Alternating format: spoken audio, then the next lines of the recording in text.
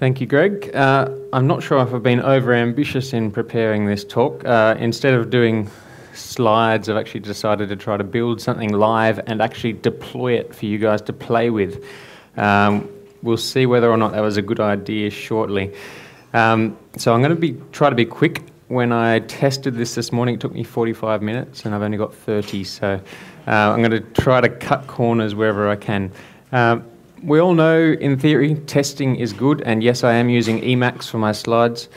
In Django's core, as of yesterday, we had 116,000 lines of code and 91,000 lines of tests. So we've got some good test coverage there. I dare say pretty much all of our Django projects don't have anywhere near that much coverage in practice. Makes Django very robust, but our apps don't tend to be quite so good. Because testing can be tedious, we often build it, it seems to work, we leave it. If it breaks, we go and fix it. But we often don't have as many tests as we could or should. But when you build stuff, you should be testing it in the browser anyway. So you build it, test in the browser, did it work, did it not work, go and fix it. If you can get into some good habits of doing more testing in a shell or in a test suite instead of just keeping on reverting back to the browser, then you can go and replay those infinitely and it'll automatically tell you when you break things in the future. So we cheat as much as we can by finding shortcuts and tips and tricks to make testing more pleasant, quicker, and that's what this talk is going to be about. So given that slides can be tedious as well, I'm going to actually just build something. What I'm building is not necessarily how you're going to do things normally. I've just tried to sort of cram as many tips in as possible, so some things won't be best practice and so on. Pick and choose the bits and pieces that work best for you. So what I thought I would build, I just thought I'd try to make it topical and something that we can maybe use is I'm going to build an app to let you guys all tell me what you think the best things for me to go and spend my day on Tuesday seeing in Hobart are.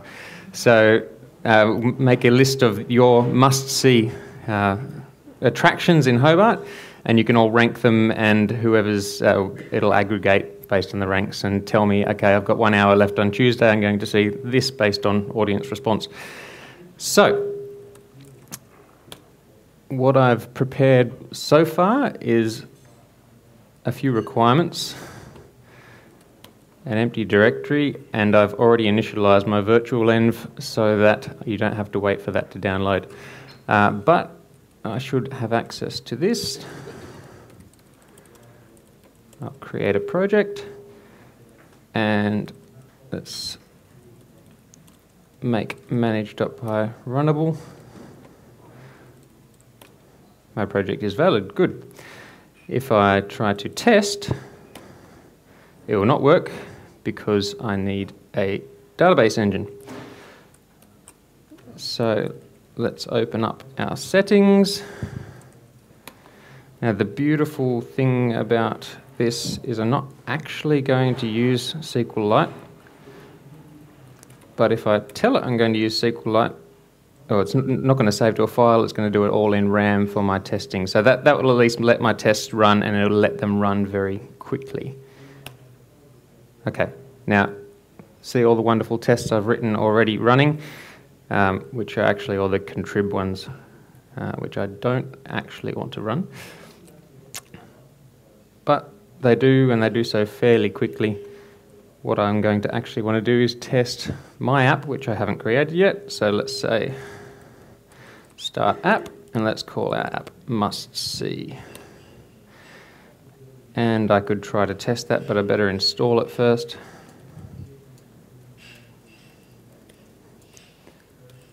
Now I've also, in my requirements, you might have noted, I have this thing, testing demo. I'll install that as well. That's just got some base snippets and so on in there, and also a base template for me to run things. Those are installed. So can I test my app? I can. One test. Who knows what the one test is? It's a very, very useful test, which is confirming that 1 + 1 = 2. So all is right in the world. I think I'll actually get rid of that one. So straight into it, first thing we'll do is get some models happening. We've already got that there, that's very helpful. So in Hobart we have attractions. Each attraction... Now, I was very tempted by Ryan's presentation yesterday to use his play it again Sam. I actually am typing here. You will see lots of mistakes, please bear with me. Feel free to shout out if something is obviously stupidly wrong. That could be true. Okay, let's make it ordered alphabetically to make it sort of objective to start with. And let's make them print nicely. Any mistakes yet? Apart from all the ones I've backspaced. We also want to be able to rank stuff. So let's create this. Each attraction will be ranked.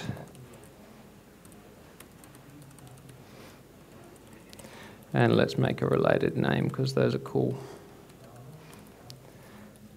Let's deal with wrapping. Okay.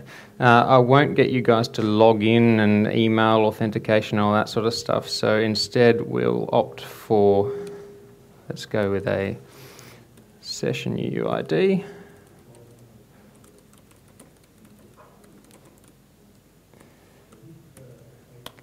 And let's say each thing has a rank. Now as I installed a thing called Django positions.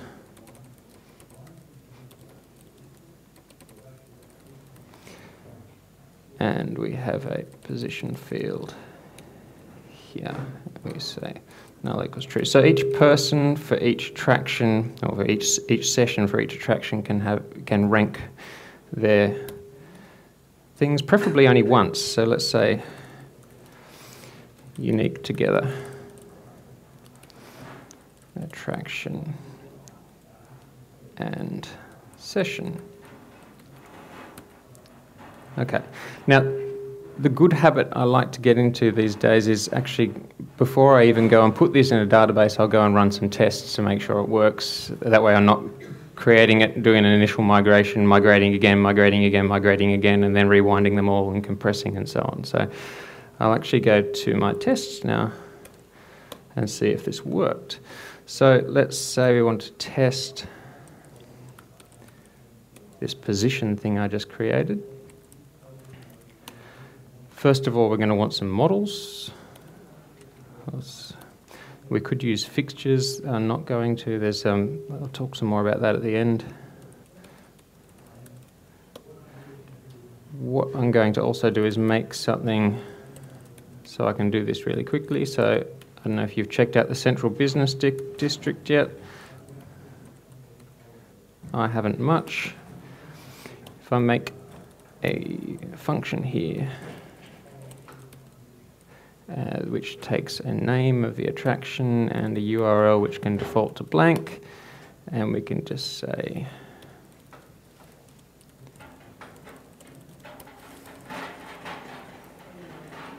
return attraction.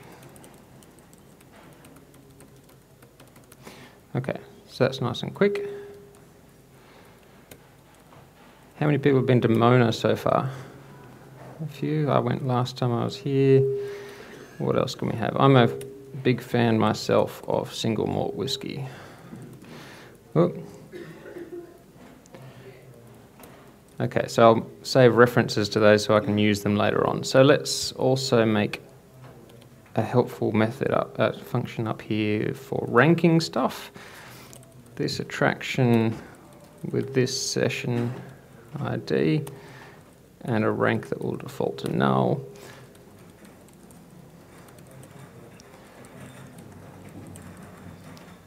I'm making less mistakes than I thought I would.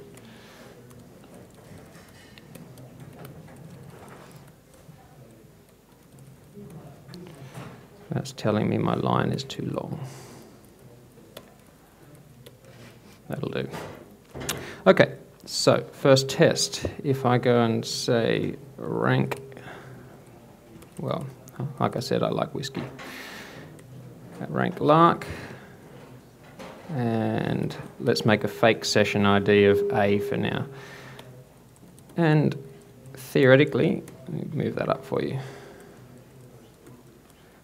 Let's save a reference to that. A.rank should be 0 is how the position thing works. Let's try running my test. Okay, passing test, excellent. If I then go and say, hey, thank you. If I then go and, same session, let's go and say, okay, yeah, the CBD was pretty cool.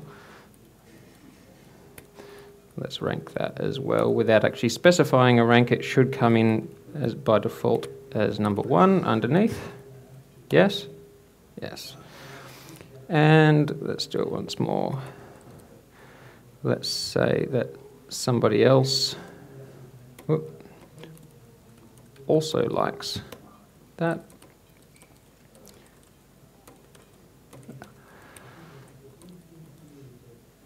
Now, what should that be? If it's somebody else ranking it, it should be 0 for them. So for person A, they've got Lark and then CBD, and person B has CBD. Now, I think that's going to fail currently. Yeah, it comes up as 2 because my collection doesn't know that this should be unique per session. Thankfully, this has a thing built into it where I can say collection equals session UID, which will make it the numbers based on unique for each session ID. Good, that works. Okay, so we've got some models. There's the other thing I would do as well. Let's test this. If I go and say as much as possible, I'm going to try to put each assertion into a separate test. So if I try to make that happen, it should fail. Yes, it does, because of our unique constraint. We said in here that attraction and session ID had to be unique together. So what we can do here, I actually want that one to fail, and I want it to fail because self dot, we now have, what am I doing? Assert raises integrity error, which is now available in a nice context manager. Where am I getting that from? Django.db import integrity error. Okay, cool. So that's a nice test too, so we've confirmed that that works. We can then move on to views. Now this is where I've decided I'm going to try to cheat a bit because it takes too long to type them. So, in my lovely snippets file, here we go. Cheat, cheat, cheat, cheat. Yeah, why not? Copy, in fact. Let's cut it. Okay, so what I've just quickly saved my time on, hopefully it'll help me to finish in time. We have a getUUID, which just creates a random ID for each request and stores it in the session. For the attractions list, we're going to grab all of the attractions and we are going to go through and annotate them by throwing in the rank for this particular user. And we're also going to figure out the score based on how many people have voted for that. So we're going to go through the ranks for each attraction, and we're injecting a user rank and also an overall rank based on the sorted scores and so on. The source is going to be up on GitHub, so you can go and have a play and see what it is if I've skipped over that too quickly. It's going to render to list with a list of attractions. And we also have a promote view where we go and get that particular attraction and we create a rank for it. If you've voted for it before, then it will increase the rank by 1. Otherwise, it'll default to the bottom of the list. So, I think I also saved some URLs. Yep, let's grab those as well, because you don't want to watch me type them. Okay, so pretty standard boilerplatey stuff. Project URLs. Let's go and pretend this is our project. So let's include must-see URLs in here. And again, back to the point of the talk, test attraction list. So when we're testing views, some people argue you shouldn't test them at all. I'm just going to show you some tips here of how we can.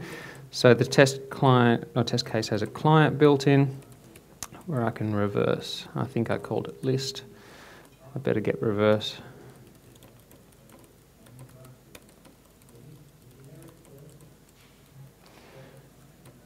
Okay, and get a response. So the naive way of testing this would be just simply say self.assert equals assert equal response.status code 200. Did it work? Now, I had a feeling. There we go. Okay, again, I think I saved myself some time here by copying that one. What's my template? There it is. I didn't put all of it in.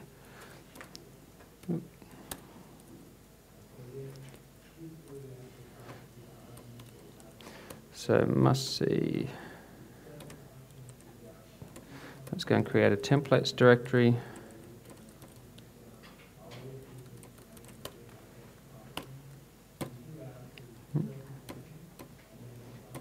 Okay, so I've got an empty table there at the moment. Okay, that passes. Like I said, that's a fairly naive way of testing it. You never know, just because it's returned 200 doesn't mean it's actually done anything like what you wanted it to do. Maybe it's redirected you to a login page or something or other. You still get a 200 response. So a better way to test it would be to say assert template used. And it's meant to be must see list of HTML. Is that true? Yep. Or better again, or also useful, I guess, assert contains. I think that was the heading I put.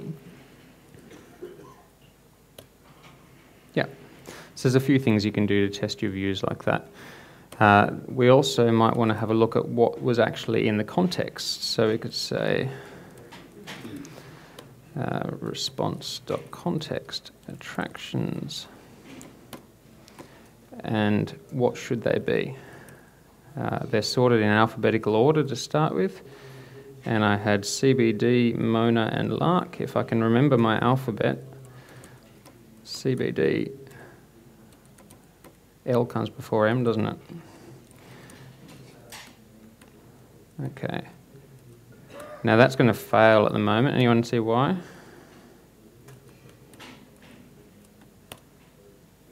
No, it's not. I thought I had to cast that to a list. Maybe I don't. Oh, I'm happy with that. The other thing that is helpful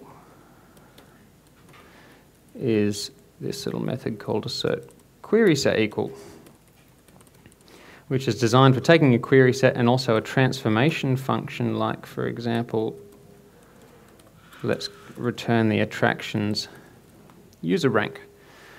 So to start with, the three of those should be none, none, none, because nobody has ranked them. Yep. We can run that again. On the overall rank, and they'll all be equal first to start with, because we haven't changed anything. Yep, that works as well. So we can then test the promotion of things. So actually say, again, ideally you wouldn't be doing all of this in one big test, but this is just to demonstrate. Self.client.get reverse promote args equals, again, let's put Lark at the top, why not? PK.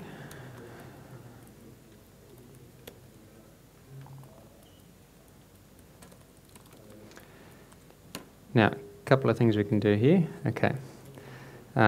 Response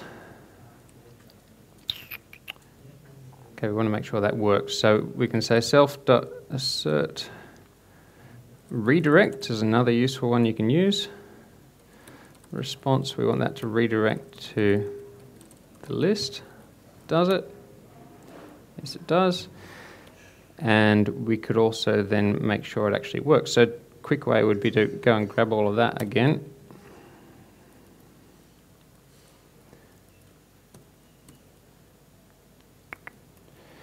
And now I put Lark to the top, so Lark should, well, let's first of all, I like to make tests fail.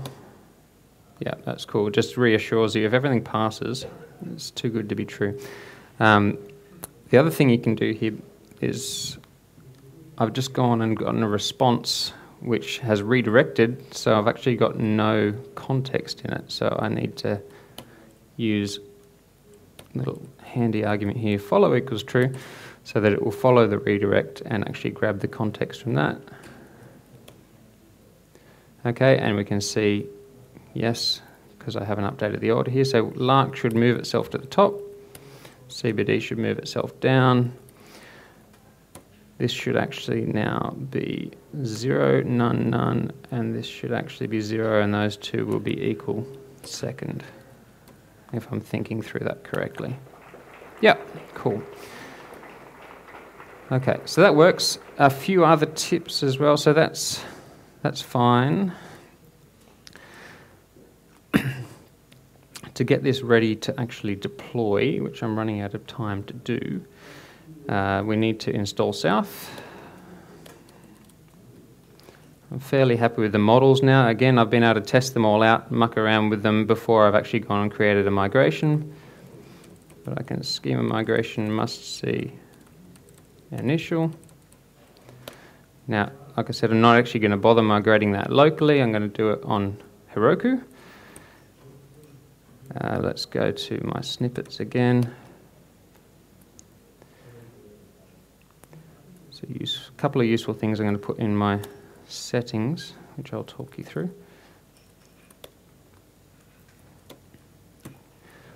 So first thing I did there was set up some extra logging in this extra class here, which I haven't actually used. I've got the test set up with a logger so that the test logging is handled separately. There's also some handy stuff here. Oh, that's one of the tests I forgot as well. I'll go back if I get time. Let's get it deployed. But there's more tips. There'll be heaps more stuff on GitHub you can have a look at later. There's too much to fit into the time. There's also a demo client here and a demo test case with extra stuff so that assert contains, for example, if it fails, will actually print out what it contained instead. There's shortcuts for creating users and logging in and testing URLs and testing admin. So every little tool you can get in your tool belt to make this stuff quicker and easier is well worthwhile. Okay, so we've got Kenneth's DJ database URL thing here, which is already my requirements.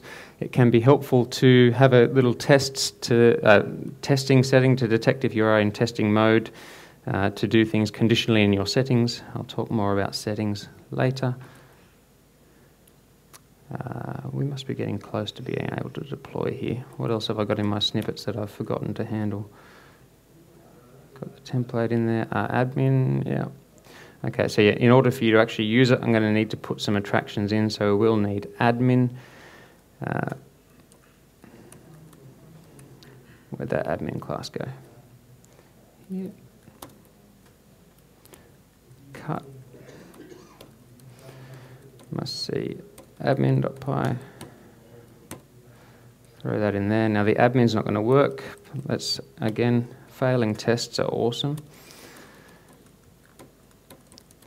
I've got a little method called self-test-admin where I can throw in a list of models. So to quickly and dirtily test whether or not these things are going to fail. That's going to fail, first of all, because, whoops, I didn't mean to do that.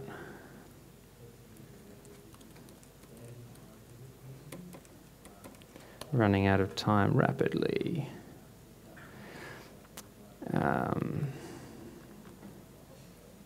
Just forgotten what I'm doing. Running the test. There we go. So test fails. because I'm not using my special class. Demo test case. So I can inherit the cool stuff from there. Pretty much every project I have some sort of customized test case. Admin is not a registered namespace because admin is not in installed apps. It's also not in the URLs. It also needs to auto-discover. Okay, it doesn't work because it wants you to log in. Again, this is why you test the template and not the return code. Again, my shortcut classes here will make this nice and easy for me to just go and say self.createUser with the username super, and let's actually make them a super user. This is a shortcut. Log in with that user. And that works. So I know the admin is working now as well. There's also some neat stuff here, which I probably won't actually bother putting in right now, but some for testing URLs very quickly, I can see that if I reverse, I would go to these ones, they get certain status codes or whatever. You can check that out in the source later on. Okay, I think we're pretty close. Let's try adding everything. Commit it all. Let's try Heroku create. I wonder how much I've forgotten. Let's try git push Heroku master.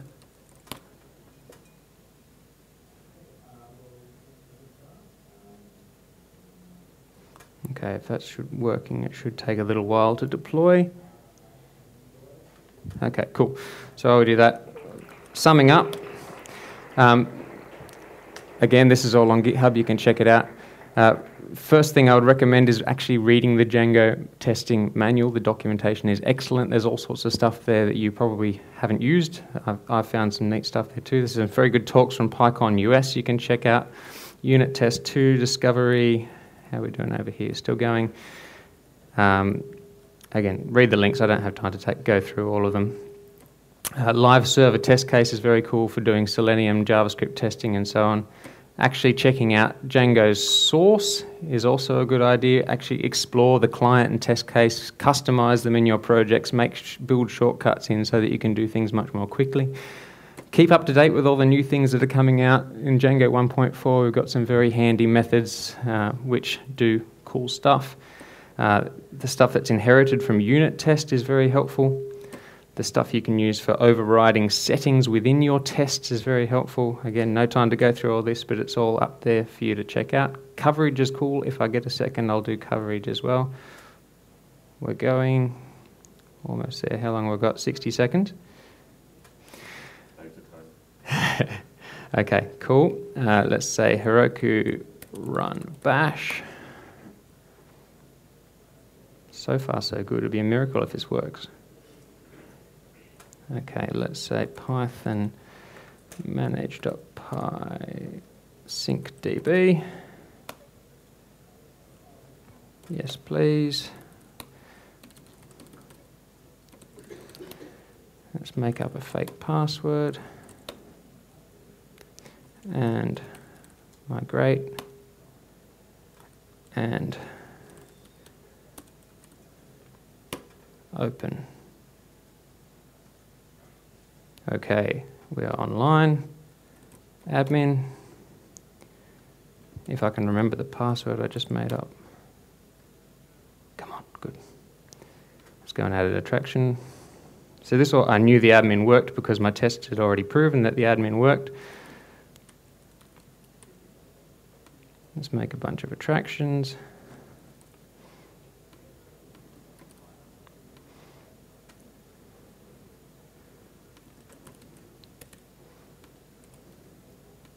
Oh. Yes, I prepared that earlier.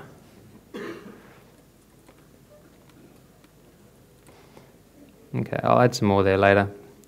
And let's just see if anyone's beat me to it. Oh no.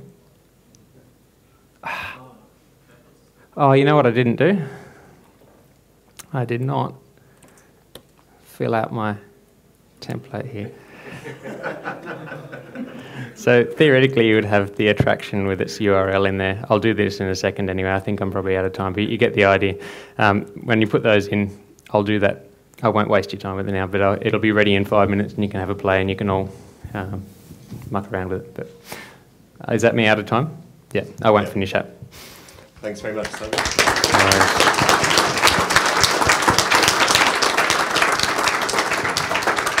That was hair-raising stuff. He was against the clock there.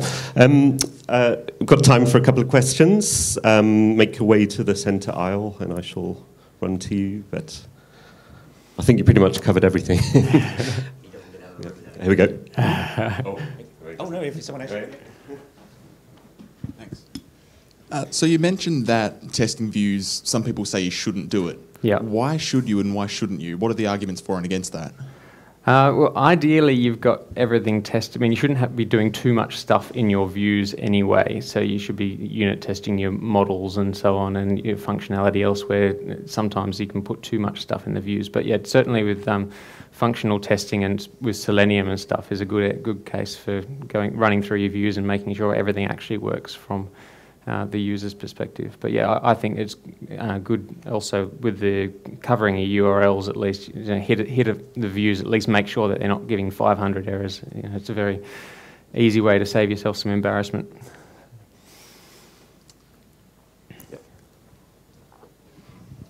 Very impressive typing. Brave man. One issue is performance regression testing. Does Django have anything built in to support that? Regression testing? For performance. I see. That's what I didn't do that either. You know what? Or not necessarily built into Django, but do you have any suggestions for testing that? Performance stuff? What I meant to put in as well was testing. There was an assert num queries where I can. In fact, I was going to put in a prefetch as well. Again, I'll do that and commit it, and you'll be able to see the differences that I put in. But yeah, there's a bunch of stuff for testing queries and so on as well. I don't think there's anything in terms of actually run time, execution time, and things like that. Okay. But you say you can count the number of queries or run queries? Yeah. In fact, what I was going to do in here only takes 2 seconds.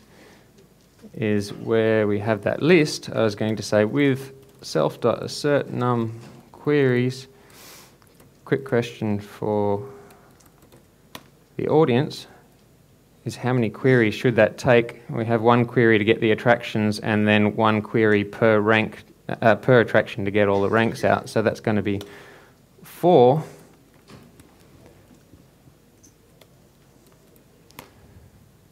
Correct.